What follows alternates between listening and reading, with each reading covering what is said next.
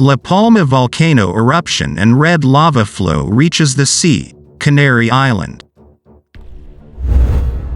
Drone footage from the local council showed white clouds billowing out of the water as the red-hot molten rock slid down a cliff into the Atlantic. Residents in Tazacorte, San Borondon and parts of El Cardón were told to stay inside with doors and windows shut as strong winds blew the cloud back inland.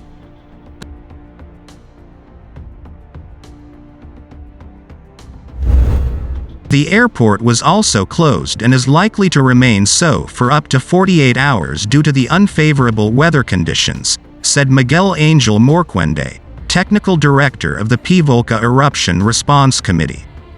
Residents in the capital Santa Cruz had been advised to wear masks for the first time since the eruption began due to high concentrations of particulate matter and sulfur dioxide in the air, he said.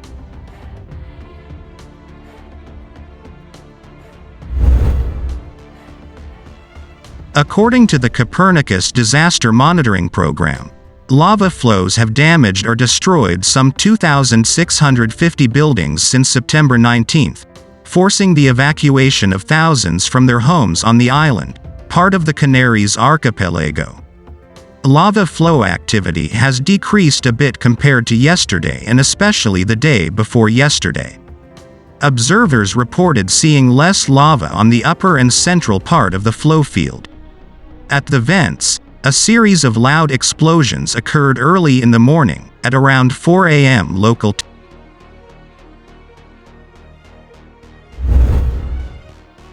These explosions were followed by a surge of lava from the westernmost summit vent, located above the vent that usually was the main source of visible lava effusion and liquid spattering, and the source of most of the recent surface lava flows starting at the cone.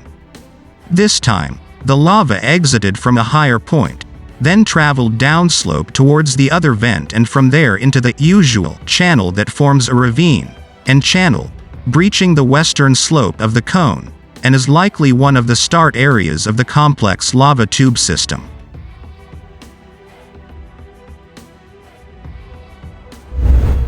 Triggered explosions, and when the conduit leading up to the upper vent was freed, magma rose to this vent instead of the still blocked lower one.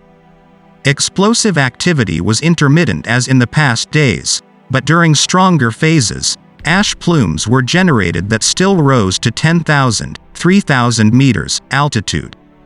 This fluctuating activity seems to correlate with ups and downs of the volcanic tremor amplitude, which has remained at low values on average and on a decreasing trend. Todd.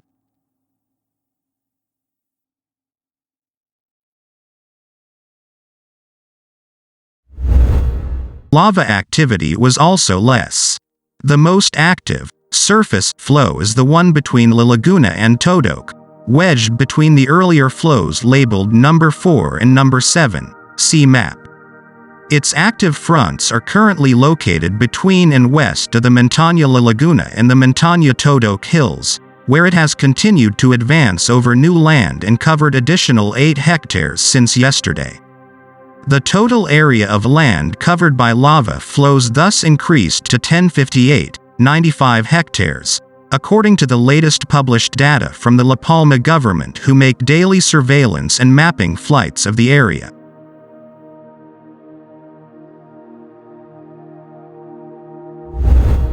Ground deformation has decreased from its peak in the past days back to only 6 centimeters vertical uplift compared to pre-eruption level at the GNSS station north of Jetty Station closest to the volcano.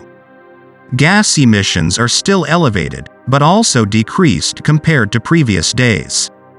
SO2 was estimated to be around 7,000 to 18,000 tons per day, while total diffuse CO2 emissions are around 2,200 to 2,600 tons daily.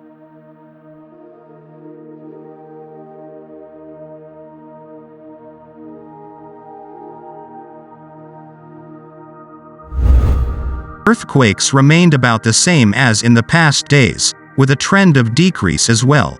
In the last 24 hours, there were 3 quakes of magnitudes 4.0 to 4.3, 10 quakes between 3.0 and 4.0, and 49 quakes between 2.0 and 3.0.